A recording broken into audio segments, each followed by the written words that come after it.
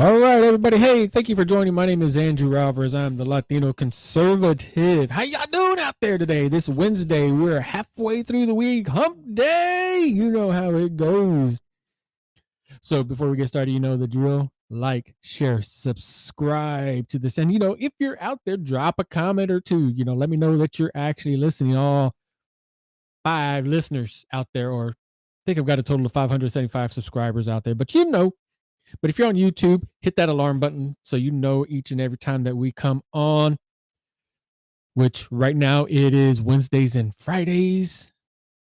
Normally it's 8 o'clock, but my blind ass self had a little bit of a issue getting started. But here we go. We're going to get started today. Doing things a little bit differently this time. I'm going to try to smooth it up a little bit.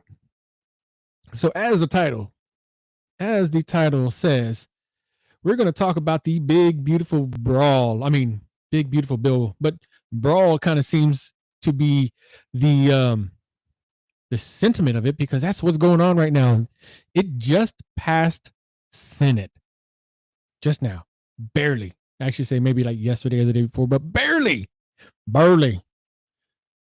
passed with a 50-51 vote. Now I know what y'all are saying. Some of y'all geniuses out there, as on my TikTok, which, by the way, at Latino Conservative on TikTok, but it went with a 50-51 vote. We have 100 senators in the House of the Senate at the Capitol. What that means is the Vice President, J.D. Vance, had to come in and had to cast the tie-breaking vote, because that's what one of the jobs of the Vice President is, to be the tie-breaking vote. They are the president of the Senate. That's their job. So let's talk about how this went down and some of the things that happened in that bill. Well, one, Chuck Schumer, I kind of got to give it to him a little bit. Over the weekend, he basically forced a full reading by the clerk to the bill. It took 16 hours worth. I personally wish that would happen more often, because we would definitely see exactly what is in the bill, each and every bill, as opposed to having our representatives and our senators have maybe a day to read thousands of pages worth of legislation. That's just my thing. That's just, my opinion. Far be it from me to have, some common sense. Common sense ain't so common these days, but far be it from me from having some common sense. But I believe that we should do that more often. We had the bill fully read, and then it was butchered. There was a couple key points in there that I really liked, that I wanted to see go through, not necessarily because they affect me a lot, but they could in part affect me by some semi-precedents that it sets, specifically the NFA, the National Firearms Act Agency, or whatever you want to call it. There were 2 parts in that bill that concerned firearms: short barrel rifle, the SBR bill, and then the hearing protection, or the suppressor, the silencer, whatever you want to call it. Mind you, the silencers don't really silence a boom. They just make them a little quieter. You're still going to hear it. But it's called the Hearing Protection Act. Here's the thing.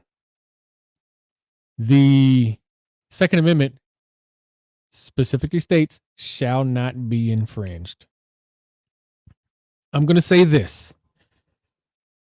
People are going to right away say, especially those on the left, you people on the left, I don't get your mentality sometimes, because you fight for our freedom to speak. Okay, great. I get that. I can totally get that.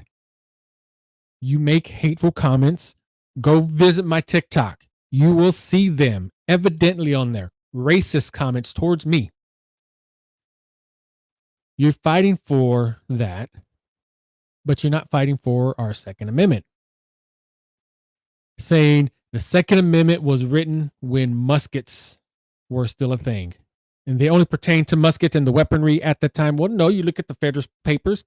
There's actually provisions, or not necessarily provisions, but there's statements in the Federalist that allow for U.S. citizens to basically own warships.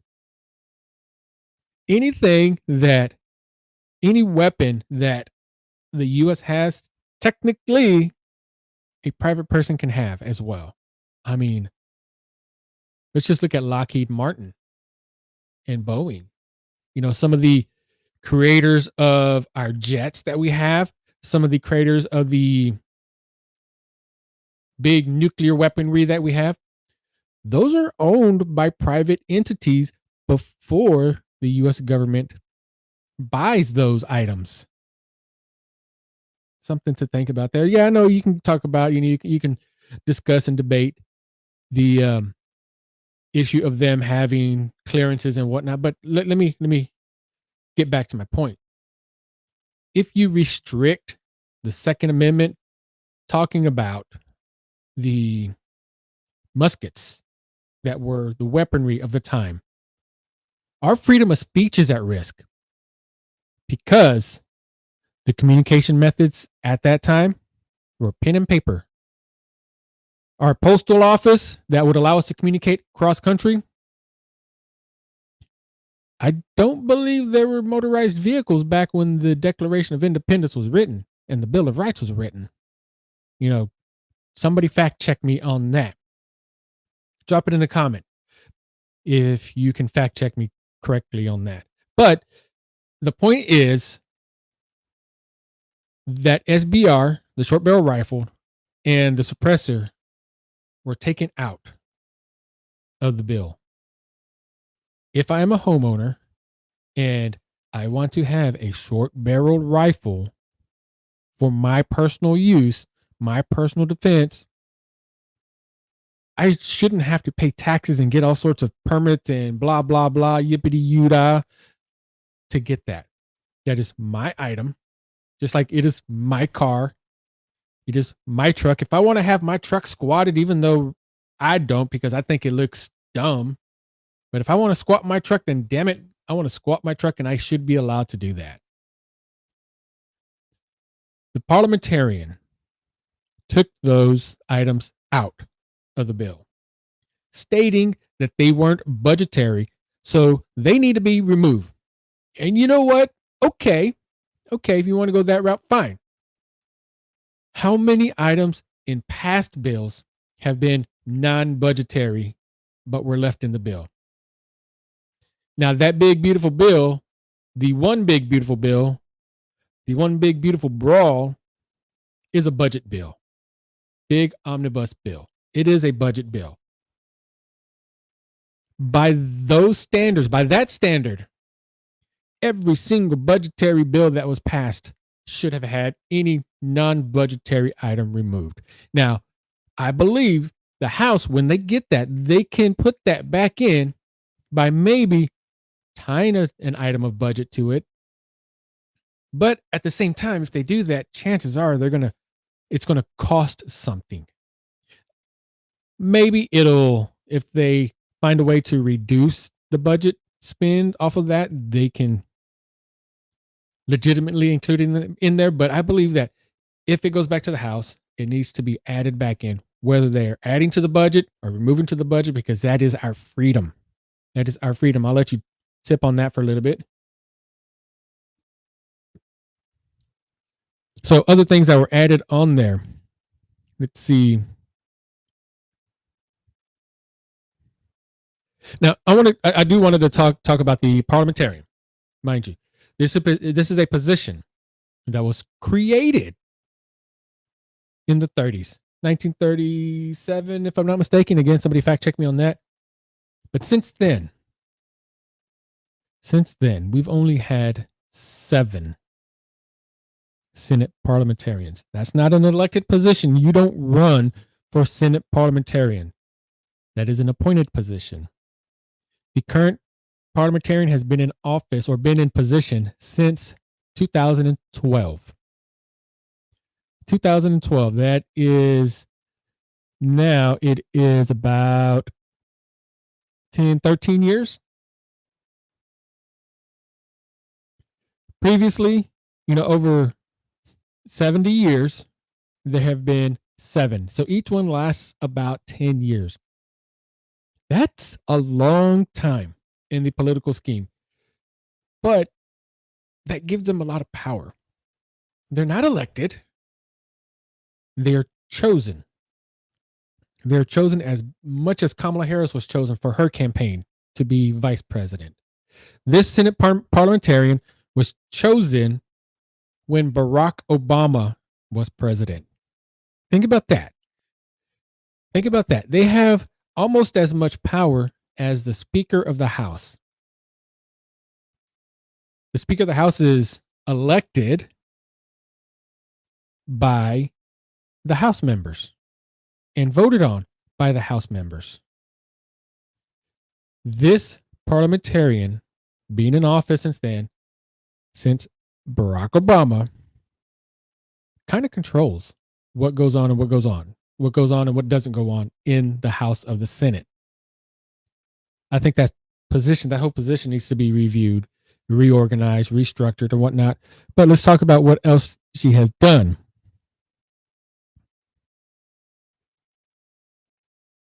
Senate parliamentarian. Now, mind you, again, for those of y'all watching, I do look up close because I am visually impaired. See, I have to look at my notes like that. I can't read off of paper because it's just, I can't zoom in on it. But let's read this. Senate parliamentarian stripped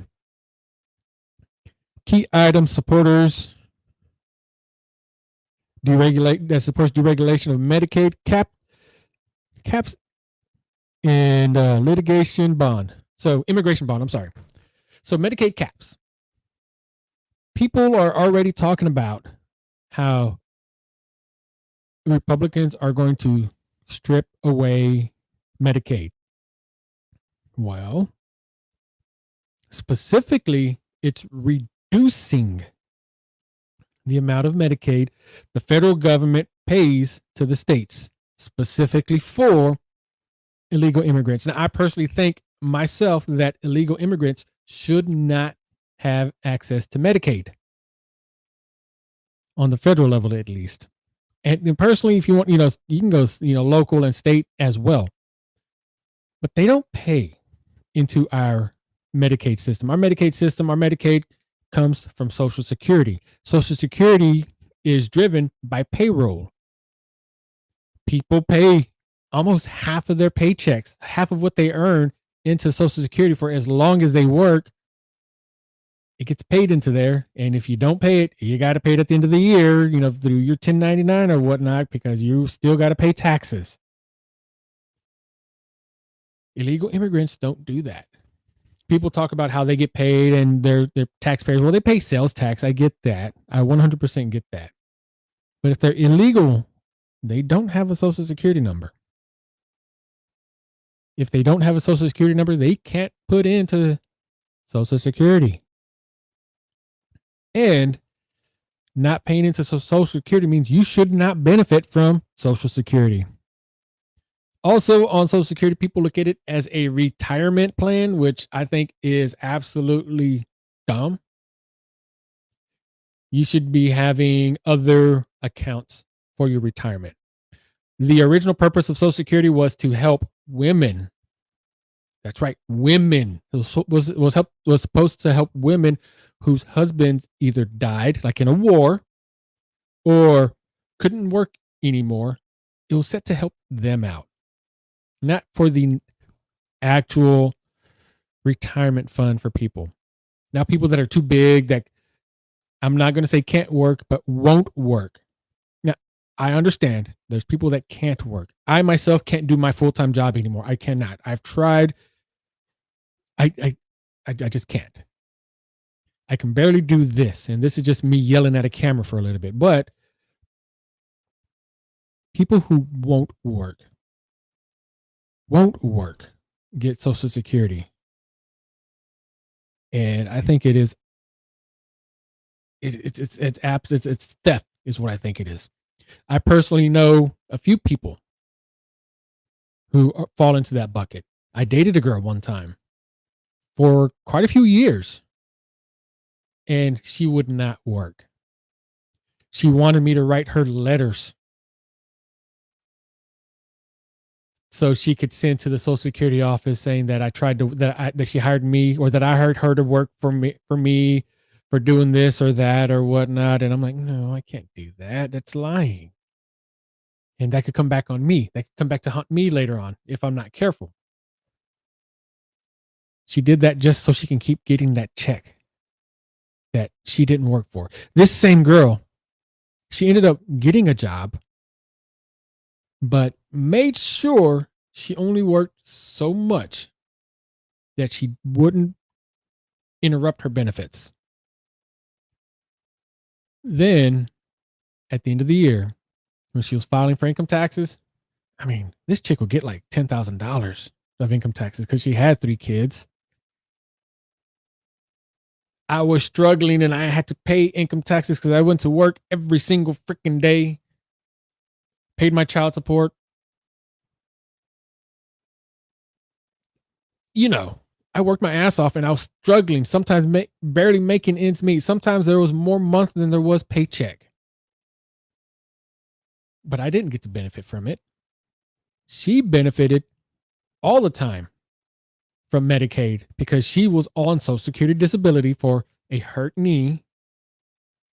And she claimed to have seizures, which she claimed to have a seizure in front of me one time.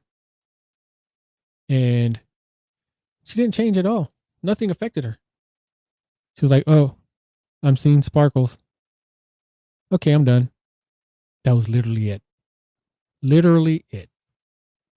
But she benefits from Social Security, Medicaid, because she doesn't work. Now, the caps that are going on there are for mostly for illegal immigrants. They don't put into the system. They shouldn't benefit from the system. I don't know why they do, but they do. I mean, if California wants to have their own illegal immigrant Social Security California fund, let their citizens pay for it. But federally, Texas, we ain't going to have it. New York, your communist mayor, Mamdani, whatever candidate may want that. But you know what? You do you, boo. I'm not participating in that. In fact, I encourage everyone who is opposed to that to move out of there. But remember, the political system that you're leaving, don't bring that with you. We have a saying here in Texas, don't California my Texas. And I believe that. Do not California my Texas. Let's see what's next on the agenda here. I'm not going to talk about tariffs because I'm not the well-versed on tariffs.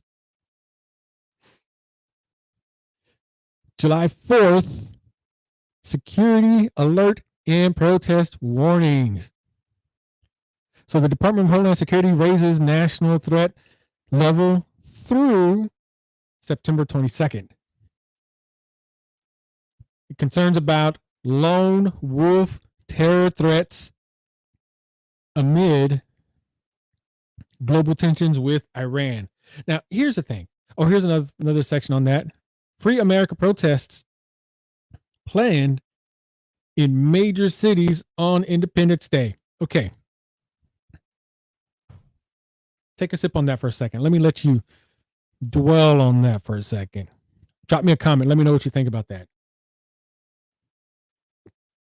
But if we are entertaining the thought of having protests against America, the United States of America, on our Independence Day, on the 4th of July, if you don't like America that much that you don't want to celebrate or at least acknowledge that we became a free country that allows you to think how you think, do what you want to do on that day, and you want to protest against our country, get the fuck out. Pardon the French. I am not saying that you need to go out there and bend the knee to the president, bend the knee to the government, anything like that. In fact, I am against that. I am totally against that. We do not work for the government. The government works for us. But if you are here, especially if you're here from another country and you're protesting this country that welcomes you in, you have no business here. go find another country, or like I've been told before, go back to where you came from. By the way, I came from Victoria, Texas. My people came from Victoria, Texas. My mom's family was in Colorado. You know, the area where the Ute tribe and the Navajo tribe are, nations, I should say. We's here, people. My father's side, yeah, you go back far enough. We're from Mexico, specifically Aztec, but I've got some Spanish in me too. I am the epitome of the colonized colonizer. That's me. My dad was pretty fair skinned. I've got an uncle that looks darker than a lot of black people I know. Love them both. Love them all. My grandma's side on my dad, teeny tiny, short, Aztec, Mayan. Boy, but don't get on her bad side. She was as sweet as they get until you got on her bad side. Then I can't even say it because it brings back some memories. Chanclazo, pa. You know what I mean? Shoot, my mom's side, golly. One wrong word, one too much, and bam. But either way, what I'm talking about, if you don't like this country so much and you're from another country, why are you here? Why? If you don't like this country so much, but you're from here, hey, guess what? There are avenues for you to go to other countries. But I will say this. You go to another country and you try to do what you're doing there, do what you're doing here over there, talk bad about the country, talk bad about the leadership, talk bad about the president, pray, you go to jail. This country that you are talking so horribly about is the best place and the only place where you can do that, and you are spitting in its face. With the attacks that we've had in Iran. Now, I believe that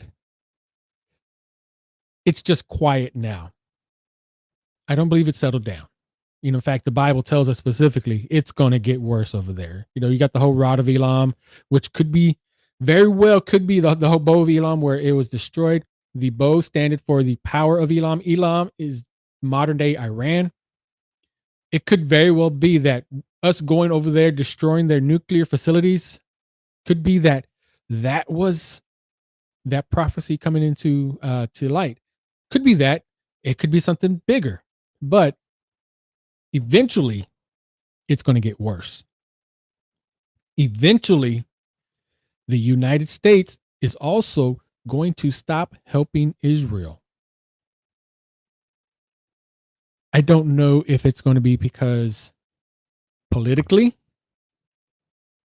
we are giving up on them, which if you really look at it, the tide might have started turning just a little bit, because when Israel and Iran agreed to the ceasefire, there was a 12-hour layover, so to say, between when Iran stopped and Israel stopped. During that 12-hour layover, Israel basically lobbed a bunch of stuff over towards Iran. This is where Donald Trump, he famously said, "You got two countries that don't know what the F they're doing." And yeah, I know I dropped the F-bomb earlier, but oh well. Either way. But if we keep getting that tone magnified, or if we keep moving in that direction, we could cut ties. I could see it happening. I don't want it to happen, but it's going to happen. It is going to happen eventually. So I don't know if it's going to be that, or if because we're going to be tied up in our own issues. You know, we're fighting against China economically right now. It's not a hot war. It is a cold war right now. We could very well have our own civil war over here that we are totally entrenched on that prevents us from helping Israel. Something could happen, but it is going to happen.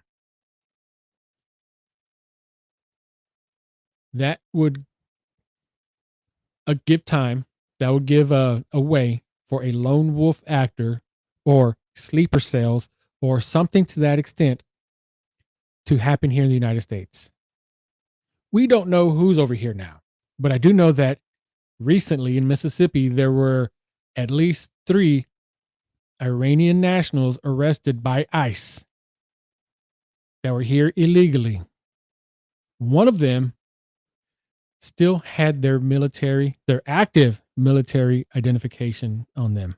You know, the Iranian National Guard, that one, still had it on them. If those 3 people were here that we know about, how many people are here that we don't know about? There's been several instances when people were caught from coming over the Mexican-United States border that weren't Mexican, but from the Middle East, specifically Iran as well, that were on the terrorist watch list. Quite frankly, they kind of look like us. Just plain and simply, they kind of look like us. They can get away with it, but they go from the me no speak us to, I don't speak it very good, and they come over. So what I'm urging y'all to do is when you're out there, let's celebrate the 4th of July. Let's celebrate our independence, our freedom to do what we need to do to protect ourselves, celebrate our freedoms to be free here in this country, but be safe. By the way, for those of y'all that don't know, I'm technically officially a candidate so far for the U.S. Senate in Texas. I didn't withdraw. Haven't withdrawn yet. I suspended. I'm going to make that very clear. In fact, let me put a little emphasis on that. I did not withdraw. I only suspended.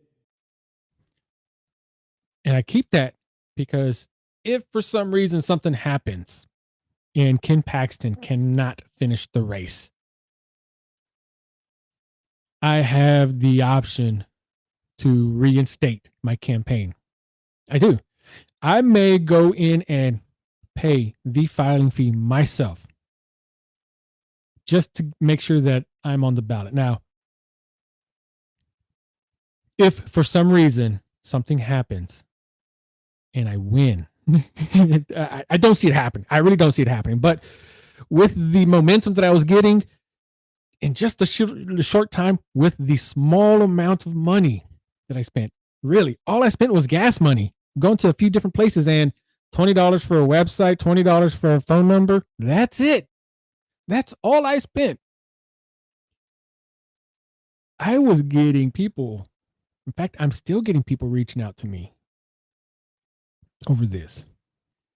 I was getting venues, not huge venues. I'm talking about venues of maybe 50 people, mind you, cheering for me. And I'm not talking about, I'm talking about the, hooting and hollering stuff. People that are totally outside of my demographic were praying for me and over me while I was out there. And I think that's amazing. I think Ken Paxton is the better candidate because, one, he has the money. I don't. I'm just an independent guy here. I am Republican. I am conservative. I'm conservative more than Republican. I'll talk about that sometime soon. I think he's the better candidate because not only does he have to beat John Cornyn. If it was just me and John Cornyn all day, every day, I would smash him. Not in that perverted term. Get over that. But, I would demolish his platform because, the dude's a freaking RINO. But having Ken Paxton on the ticket, I think has the best chance of making sure that, Colin Allred, who ran against Ted Cruz, didn't fare so well, but he's already announced that he is going to run again. You've got the astronaut, which I forget his name, but he's from Houston. He's an older guy. He's recently put his name in the hat, which I don't think politically he's going to go anywhere. He may win Houston's vote because he's from Houston and he can do a lot of grassroots work in Houston, but Houston's only one city.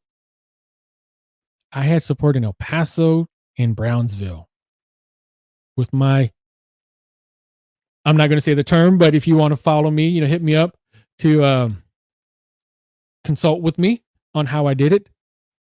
But Brownsville to El Paso, I think I spent maybe $200. And I had supporters there all the way to Baytown, all the way to Tarrant County in Dallas. Yes, that's right. I was getting there. So Colin Allred decided to go ahead and throw his name in the hat. He ran against Ted Cruz. This dude's got some money. He has got some money. What I'm curious to see is not necessarily him versus the astronaut. Colin's going to win if that happens. But what if Beto O'Rourke decides to run again? Sip on that for a little bit.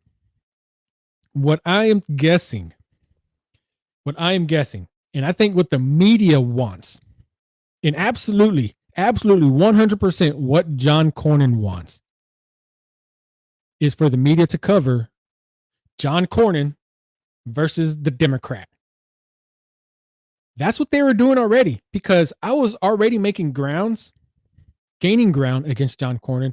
And right away, his press team started putting out positions on possible Democrats, possible other candidates, other than like the people that were running against him. That's just how he's doing. He's got the media in his back pocket, and he is playing for John Cornyn versus Colin Allred, or John Cornyn versus Beto O'Rourke, John Cornyn versus Democrats, and not John Cornyn versus Ken Paxton. Not John Cornyn versus Andrew Alvarez. So I'm going to say this again. Ken Paxton is your man in Texas. He is the only guy that has the balls to stand up to the government. And even though he is the government, this guy sued an entire state. He sued the entire state of Pennsylvania because of the illegal activities they did on the elections. Now, I'm not going to get into the whole election mumbo jumbo stuff like that, but my point is, Ken Paxton is the one that sued an entire state at the Supreme Court level, and the Supreme Court level balked. They were weak.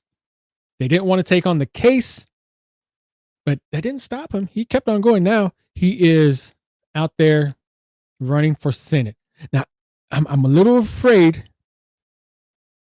because I don't see him doing much.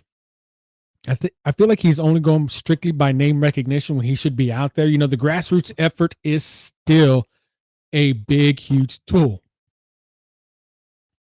People need that grassroots touch. And whether it's him or his team, which, by the way, I volunteer as tribute, just saying, I won't charge you. Just hook me up. You know, kind of podcast maybe. You know, let me have you on the podcast or something. But either way, get out there, do some work. Their town's big enough. San Antonio, Austin, Houston, absolutely. You better go to Houston. If you don't go to Houston, I'm going to smack you. Not literally, but you know, you get the point. If you don't go to Houston, you're dumb. Let's talk about this now.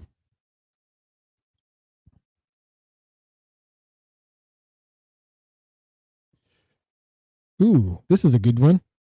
Schedule F. Schedule F. Trump's deep state purge. Over 275,000 federal employees are under Section F. And what that means is founded on the IRS, EPA, USAID, etc. It is the legal battle already underway. So what's going on with Schedule F? All of that stuff that Doge was out there doing, finding these cuts, these departmental cuts, they're coming to fruition. People were talking about how these cuts weren't going fast enough. Even Elon Musk himself was saying that these cuts aren't going fast enough. 275 people, that's over 250,000 of people. Now, I know. You can't just fire somebody without due cause and blah, blah, blah, lippity-doo-dah, whatever. Remember, all of those jobs that you say that nobody else wants to do that are done by illegal immigrants, yep, There's a big job market out there now. Just because somebody doesn't want to do a job doesn't mean that it doesn't need to get done. I take offense to that. People saying that only the Mexicans want to do that job. Well, you know what? That tells me that you think you're too good to do that job. One of the biggest issues I see with people coming out of college with a 4-year degree, or the bachelor's, the master's, doctorate, whatever, is they think they are entitled to having a huge salary. Think on that one for a little bit. Somebody saying, I got my master's in sociology. What are you going to do with that master's? I got my master's in sociology and now I sell cars. Well, you know what? I never got my bachelor's degrees and I made a career out of selling cars. I made a career out of training car dealerships on how to sell cars. I was going to school to be a music instructor. My major was music education. Did it for 3 years till my father had a heart attack and I had to go to work. That's life. That happens. I went on a full scholarship, never paid a penny other than a few books. And they weren't even that expensive comparatively. But those 275,000 jobs, there's other jobs out there to do. TikTok, even, being now visually impaired, not being able to do my job, my regular job, like I was saying, I was going to different dealerships across the country, training them. And then with the same company, I was marketing for these dealerships. Basically, I was kind of a badass. I would be on conference calls with multiple dealers at a time, or I would be on site teaching them what to do and doing it for them. I can't do that now because I can't see. So I can't travel safely. 2, I can't do all the proofreading and everything that I need to do now, the design assets that I needed to create for certain different groups. I just can't do that. That was my job. I was in the auto industry for over 15 years and it was all taken away from me. So now I just keep yelling at a microphone, but I'm still finding something to do. Oh, by the way, if you hear something in the background, that's just my home studio. That's the kids. Love their voices. Love to hear them laugh, by the way. So now I find myself still finding a way, trying to at least. You've got jobs out there. If there's not a job for you, make a job. Heck, go out there, buy a pressure washer, go to Harbor Freight, spend about $300 on a pressure washer, and pressure wash driveways. I did that. I tried that for a little bit. I got a whole trailer set up with a big old tank, a big commercial pressure washer. That's, it's $1,000 pressure washer. I've got a whole soft wash system there that I really can't use. The person that was helping me had to get a job, had to get a full-time job because, in the pressure washing, you get jobs mostly during the summertime, and during the wintertime, it is very slow. It's just what it is. Plus, it's cold. You don't want to play with water, but still, go pressure wash. It takes a few $100s to get started. My very first setup I had, I got it from TikTok. I had the company name is Vivor, by the way. Vivor, if you're watching this, hook me up. I've got more than just a pressure washer from y'all, by the way. But I got a pressure washer from Vivor. It was 2.5 gallons per minute. And that's what you want to go by. I'm giving you some free tips, by the way. You go by the gallons per minute, it's not by the PSI. I got that. I got a small surface cleaner. The surface cleaner is the round thing that lets you do driveways and sidewalks and stuff like that easier. And I went to work. My first job took me 2 days. 2 days. And I made $500 off that one job. There's stuff out there for you to do. Put a little sweat equity into it, save a little money, and get to work. Get your ass to work. Or, heck, if you really want to take the easy way out, Join Amazon affiliates. You've seen me post a few things on here. In fact, I didn't put the links in there this time, but this item, this inhaler, I do this on Amazon affiliate. I've got those. They're like Zen pouches, but they're alpha nootropic pouches. I've got those on there. In fact, let me take a hit out of this. This is my crack. It smells good. But either way, if you don't, you don't have to have an $80,000 job, $90,000, $100,000 job to get by. USAID, with all the cuts that, especially like with the newfound fraud in the Medicare, Medicaid claims, billions of dollars from just a few hundred people. There's work to do. You just got to get out there and actually want to find it. Let's see what else is out there. Oh, in Texas. Let's talk about Texas real quick.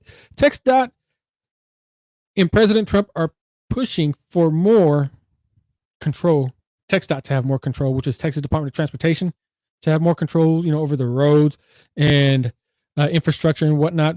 And one thing that TxDOT and the legislation just did, which you may see this towards more states.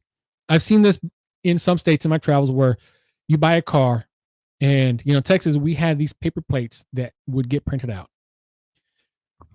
As a salesperson, as a person that was selling cars, that was super easy. As a dealership, that was easy. I get that. Save time. The one thing that kills more deals than anything is time. However, and money, mind you, and money. However, there was so much room for illegal activity with that. I saw stories of people in New York with Texas temporary tags committing crimes, running tolls, and it'd be very easy to make a copy of that paper with a tag and put it on another car. In fact, I'm not going to say that I haven't done that before, that I had a stack of pre-made tags so I wouldn't have to go to the receptionist. I have her log into the TxDOT system, print a temporary tag and whatnot. I had my own tags pre-made, sometimes. I did that for about a month before I realized, hey, this isn't smart. Because each one of those was still tied to me. But it was also tied to another car, the initial car that it got sold on, because each one of those has the VIN number at the bottom. But when you're driving, at first glance, if somebody passes by, they see the temporary tag, okay, well, I'm just going to let them pass by. People in Texas were guilty also of creating tags to help their friends skirt the system so they wouldn't have to get the registration sticker. That happened at a dealership in Houston. I know the guy that was doing that. And they wouldn't do it for free. They'd pay, which if you're paying to get that tag illegally, just pay to get the sticker. Simple as that. But starting this month, in fact, it was yesterday that it was started. Texas has metal plates for these cars now. Different colors mean different things. You're going to get your one plate that is for test driving. You're going to get your one plate that you get when you actually buy the car, and then your permanent plate. I don't know all the specifics about what happens to each one of those plates. Personally, I think those would be cool to make like a wall, just to have like different plates on there. In fact, when I was selling cars, I used to do that. I used to keep the plates that on cars that were traded in. We'd either give those to back to the customers or take them off because we didn't want them going anyway. But I would, if I found a cool plate that had something on there, I would keep one and put it on the wall. I don't know what happened to it, to that wall or whatnot. I think I threw it all away. But either way, you don't want to get that plate tied to another car. Plus, if that car goes in and runs some tolls, and the original owner is going to get charged those tolls and blah, blah, blah, blah. It could raise all sorts of trouble. But each plate is going to be assigned to a car. Each car is going to have its own plates. No more paper tags. Another thing TxDOT is also doing is taking control of the roads. Good. Texas has some of the best roads in the country. I know. I've been through them all. I think second only to Florida. Florida had some great roads. California? Nah. But New York was horrible, by the way. But one big accomplishment that Texas just had was the opening of the Corpus Christi Harbor Bridge. That was a TxDOT program. That wasn't federally funded. That was all TxDOT. I think they might have had a little grant from them, but it was like a $10 billion bridge. If you find it, go do a search. It is now the largest cable, what do they call it? Cable lifted bridge. Someone where there's a bunch of cables on the side of it. It looks really cool. But it's huge. The original Corpus Christi Harbor Bridge was already huge as it was. And, it's kind of scary. It's one of those bridges that you see from a distance. And then when you finally realize that you got to go over that, your butthole kind of puckers a little bit. Then you drive to the center of it so you don't have to see the water. Yeah, that's huge. This one's bigger. And it's got those cool cables on the side of it. I kind of want to go over it. I kind of don't, even though I know that I may not be able to see the best, it's still, that's still an experience. I think having gone over that, the Corpus Christi Bridge, I don't think it's bigger than the Lake Charles Bridge yet, because that one's just absolutely huge. That one, you're almost going vertical, it feels like. But, kudos to all those who helped build the Corpus Christi Bridge. There's talk about cracks already in there. Oh, that's paint cracks real quick, especially in the South Texas heat. Have you ever been down here to South Texas? If you're watching this from New York or wherever, have you ever been to South Texas? Corpus Christi is an hour and a half away from us. An hour, by the way, my wife drives. Maybe even 45 minutes. But either way, it is hot. It is hot. Like, picture the movie Constantine. The scene where he goes down into hell and you just see all that fire and brimstone passing by. That's what it feels like when you walk out. But it also feels like you're swimming too, because it is so humid out here. But yeah, paint cracks. And that's what it was. It was paint. It happens. The bridge is secure, from what I understand. I haven't actually inspected it or done anything like that, and I'm pretty confident that it is going to be a good bridge for years and years to come. So, other things in the news. We got time for about one more topic. Let's see what is on here.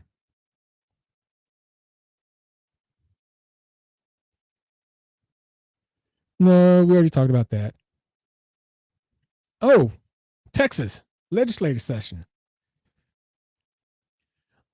2 parts on this. One, there is a representative out of East Texas. I figured her name right off, but she is bringing on, well, I should say she's hoping to bring on some topics and discussion on books in the library in the Texas legislative session.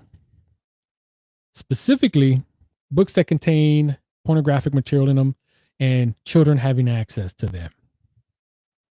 Great. Absolutely great. Phenomenal. Now, I know the left is going to say they're banning books. They're banning books. No, they're not banning books. It's called curation. Basically, setting a limit on what is allowed and what is displayed. Now, if you want your kid to have books that depict pornographic activity, go buy the book. Go rent it on Amazon or go whatever. You buy that book. That is your call. You're leading that kid down a horrible pathway by doing that. But just because you want your kid to have access to that doesn't mean that everybody else wants their kid to have access to that. That is a horrible thing to do. It's not banning books. You can still have that book just in your own private property. It's like, we don't want to go see all sorts of pornographic material displayed all over the place just because you want to see it. No. Your freedom of speech is your freedom as long as it doesn't violate somebody else's rights. Did that come out right? Think about that. Drop me a comment. Let me know what you think about that.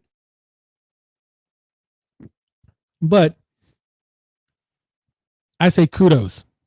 Thanks for standing up for our kids. Thanks for standing up for our state. Keep letting us have the right to make sure that our kids are safe. And yes, I consider it a safety issue for kids, because if you let themselves open up to sexual activity at a young age, that leaves them open to accepting groomers in their lives, to accepting other things in their lives, which is a harm to the kids. You're opening them up to harmful activities and them accepting that harm, thinking it's normal because they read it or they saw it in a book. because you want them to have that book. And what it comes down to is you think that just because we have a certain president in office and he doesn't like those books, you want to have them.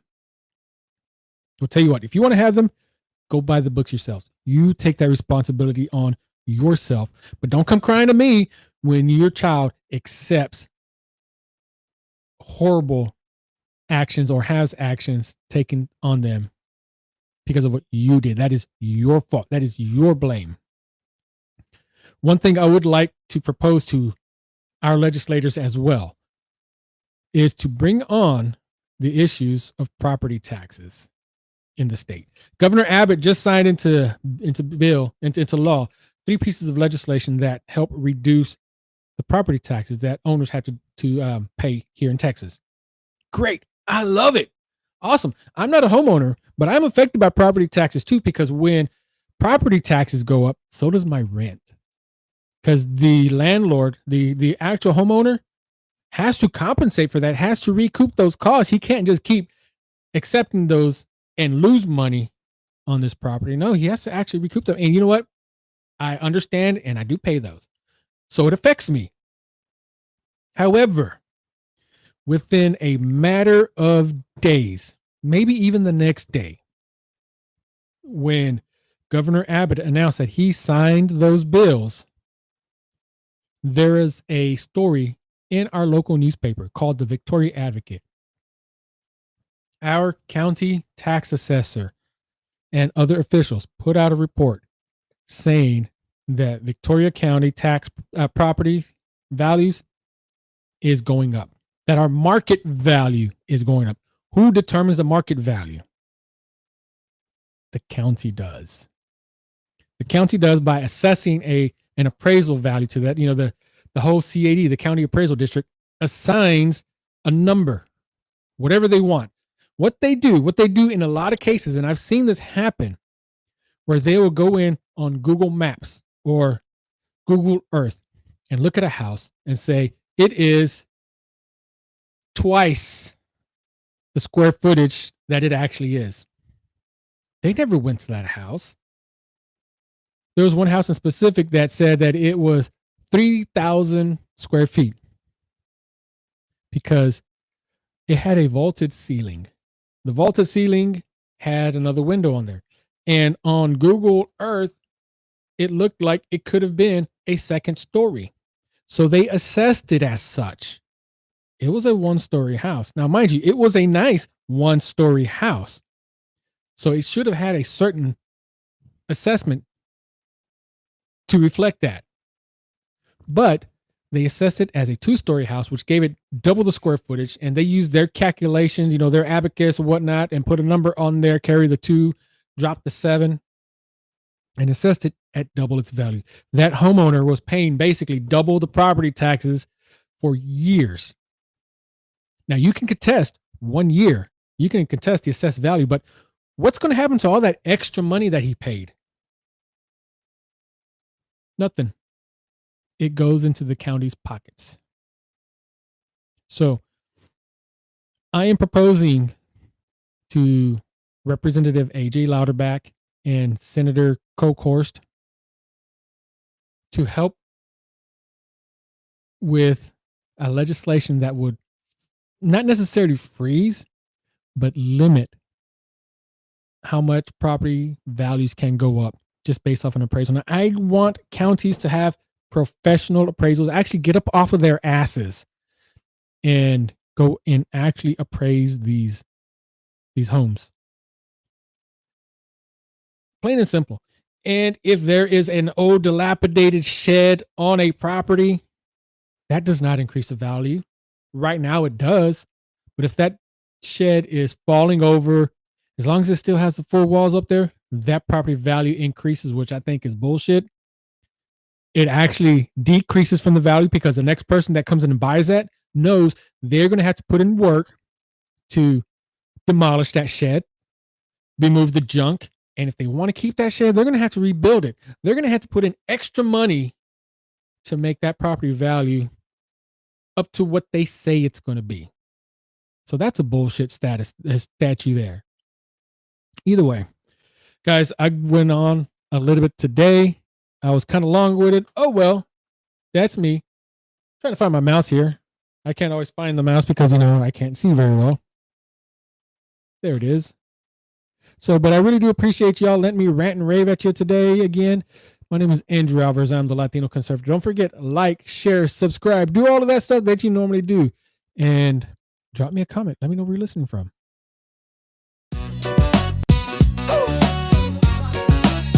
Let's enjoy the show. Maldito. I am Latino. And I am conservative. And we talk about things like politics and religions and society and government. So please, subscribe and enjoy the show. The Latino Conservative